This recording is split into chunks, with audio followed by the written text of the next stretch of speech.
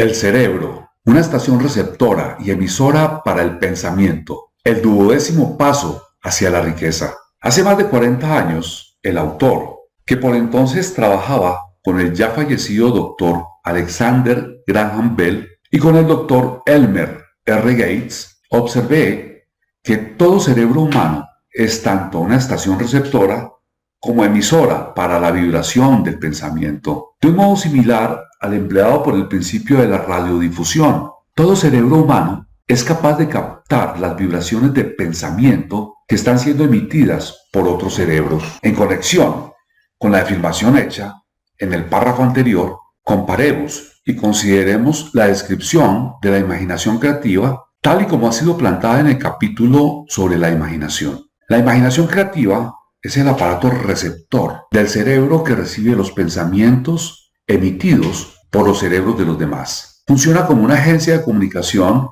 entre la mente consciente o razonadora de la persona y las 4 fuentes de las que uno puede recibir estímulos de pensamiento. Cuando se ve estimulada o elevada a un grado más alto de vibración, la mente se hace más receptiva al pensamiento que le llega por medio de las fuentes exteriores. Este proceso de elevación se produce a través de las emociones positivas o también de las emociones negativas. Las vibraciones de pensamiento se pueden incrementar a través de las emociones. La emoción del sexo encabeza la lista de las emociones humanas, al menos en cuanto a su intensidad y fuerza impulsora se refiere. El cerebro que ha sido estimulado por la emoción del sexo funciona a mucha más velocidad que cuando esta emoción está inactiva o ausente. El resultado de la transmutación del sexo es el aumento del pensamiento hasta un nivel tan elevado que la imaginación creativa es altamente receptiva a las ideas. Por otro lado, cuando el cerebro funciona a una velocidad rápida, no solo atrae pensamientos e ideas emitidas por otros cerebros,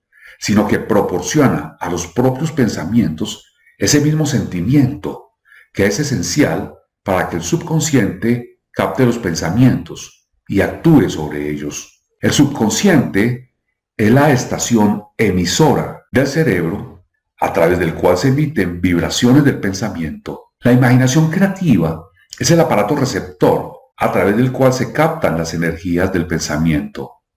Las instrucciones descritas en este capítulo sobre la autosugestión le han informado con claridad del método mediante el que se puede transmutar el deseo en su equivalente monetario. El manejo de su estación radiodifusora mental es un procedimiento relativamente sencillo. Solo hay que tener en cuenta 3 principios que debe aplicar usted cada vez que desee utilizar su estación radiodifusora: el subconsciente, la imaginación creativa y la autosugestión. Ya hemos descrito los estímulos por medio de los cuales se ponen en acción estos 3 principios, y debe recordar que el procedimiento empieza con el deseo.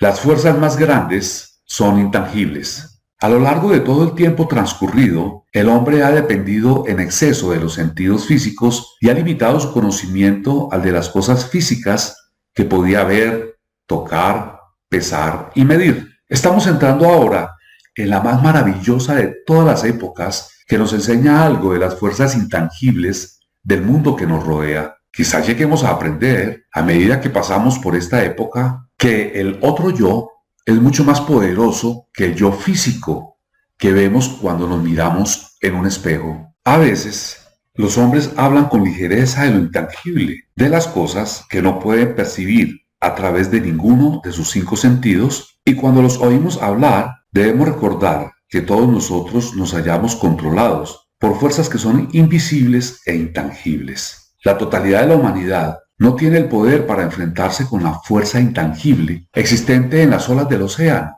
y mucho menos para controlarla. El hombre no posee la capacidad necesaria para comprender la fuerza intangible de la gravedad, que mantiene a este pequeño planeta suspendido en el espacio e impide que el hombre se caiga de él, y mucho menos comprende el poder que esta fuerza controla. El hombre se encuentra sometido por la fuerza intangible procedente de una tormenta, y también se siente igual de impotente ante la presencia de la fuerza intangible de la electricidad. Pero, en modo alguno, esto no representa el fin de la ignorancia del hombre en relación con las cosas que no se ven y que son intangibles. Tampoco comprende la fuerza intangible existente en el suelo de la tierra, la fuerza que le proporcionan los alimentos que ingiere, la ropa que se pone, el dinero que lleva en los bolsillos. La sorprendente historia del cerebro. En último término, aunque no sea lo menos importante, el hombre, a pesar de su cultura y educación, comprende muy poco o nada acerca de la fuerza intangible del pensamiento, la mayor de todas las intangibles. Sabe muy poco acerca del cerebro físico y su vasta red de intrincada maquinaria a través de la cual se traslada el poder del pensamiento para convertirse en su equivalente material. Ahora, sin embargo, entramos en una época que le ofrecerá una nueva luz sobre el tema.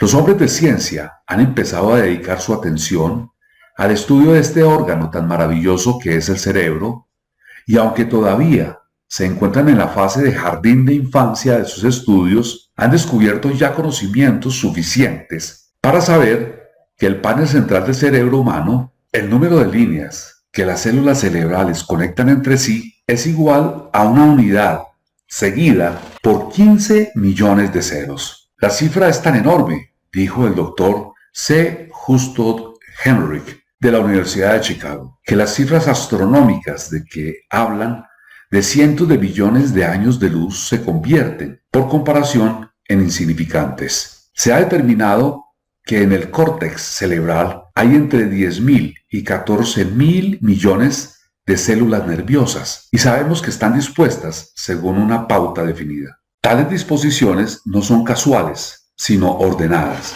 Métodos de electrofisiología desarrollados recientemente han detectado la existencia de corrientes desde células muy precisas. También fibras con microelectrodos, amplificados con tubos de radio, han registrado diferencias de potencial de una millonésima de voltio. Es inconcebible que una red de maquinaria tan intrincada exista con el exclusivo propósito de transmitir las funciones físicas correspondientes al crecimiento y al mantenimiento del cuerpo. ¿Acaso no parece probable que ese mismo sistema, que da a miles de millones de células cerebrales los medios para comunicarse entre sí, proporcione también los medios de comunicarse con otras fuerzas intangibles? El New York Times publicó un editorial para explicar que una gran universidad y un investigador inteligente en el campo de los fenómenos mentales están llevando a cabo una investigación organizada, a través de la cual se han llegado a conclusiones descritas en este capítulo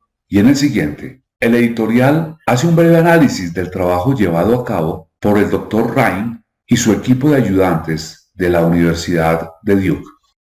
¿Qué es la telepatía? Hace un mes, en estas páginas citamos algunos de los notables resultados alcanzados por el profesor Ryan y su equipo de la Universidad Duke, a partir de más de 100.000 pruebas destinadas a determinar la existencia de la telepatía y de la clarividencia. Estos resultados fueron sintetizados en los dos primeros artículos publicados en la revista Harper's. En el segundo de ellos, que ha sido publicado ahora, su autor, E. H. Wright, intenta sintetizar lo que se ha aprendido o que parece ser razonable inferir en relación con la exacta naturaleza de estos modos de percepción extrasensorial. Como resultado de los experimentos del profesor Ryan, algunos científicos creen ahora, muy probable, la existencia de la telepatía y de la clarividencia. A varios perceptores se les pidió que citaran tantas cartas de un mazo como pudieran, sin mirarlas y sin tener acceso sensorial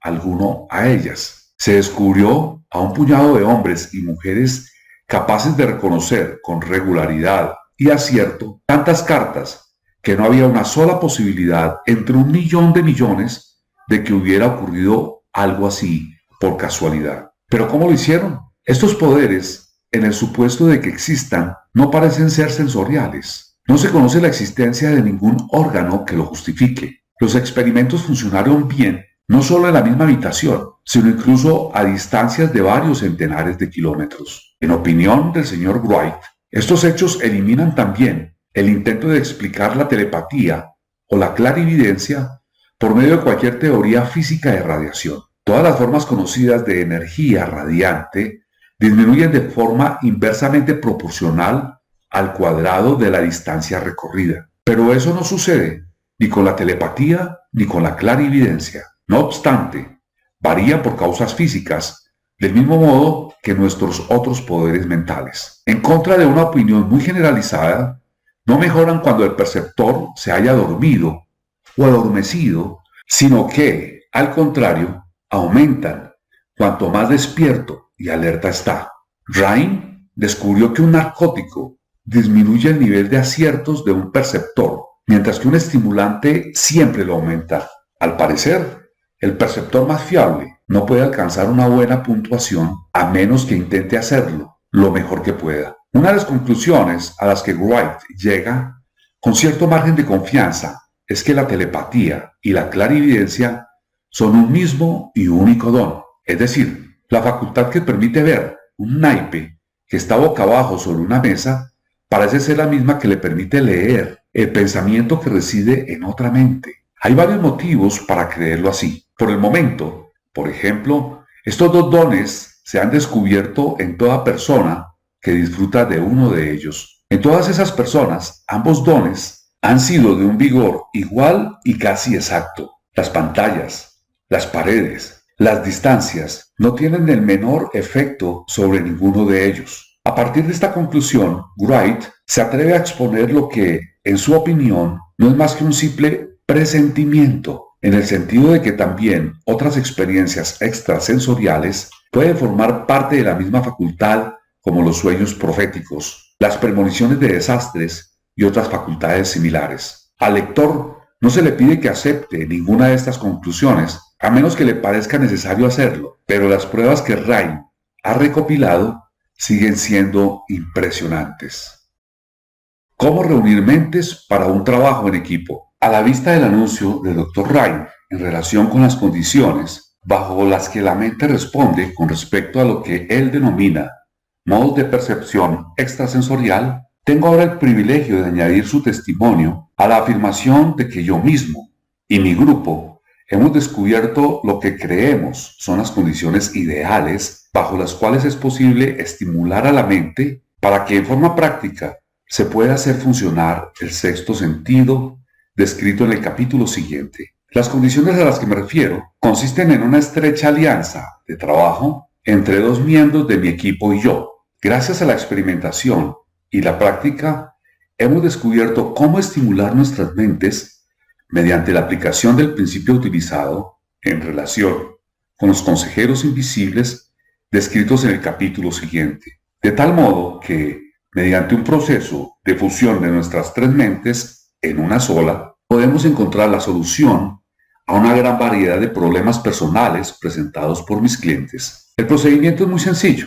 Nos sentamos ante una mesa de conferencias, exponemos con claridad la naturaleza del problema que hemos de considerar y, a continuación, empezamos a hablar de él. Cada uno de nosotros contribuye con aquello que se le ocurre. Lo más extraño de este método de estimulación mental es que sitúa a cada uno de los participantes en comunicación con fuentes de conocimiento desconocidas, claramente situadas al margen de nuestra propia experiencia. Si usted comprende el principio descrito en el capítulo sobre equipo de trabajo, reconocerá, sin lugar a dudas, el procedimiento de mesa redonda, descrito aquí como una aplicación práctica de trabajo en equipo. Este método de estimulación mental, a través de una discusión armoniosa de temas concretos, efectuada entre tres personas, ilustra el empleo más sencillo y práctico de lo que es el trabajo de equipo. Al adoptar y seguir un plan similar, cualquier estudiante de esta filosofía puede entrar en posesión de la famosa fórmula Carnegie, brevemente descrita en la introducción. Si eso no significó nada para usted en el momento de leerla, marque esta página para continuar luego de la lectura y vuelva a leer la introducción en cuanto haya terminado este capítulo. La escalera del éxito nunca estaba rotada en lo más alto. Escuche el audio de este capítulo varias veces al día para que su subconsciente asimile estos principios y le permita poner en práctica las técnicas que se indican en este audiolibro. El Club de Lectura para Emprendedores, CLPE, agradece escriba sus comentarios sobre el tema que más le haya gustado de este capítulo, le invita a escuchar el siguiente capítulo. Asimismo, nos apoye suscribiéndose a este canal para que más personas se beneficien de esta información.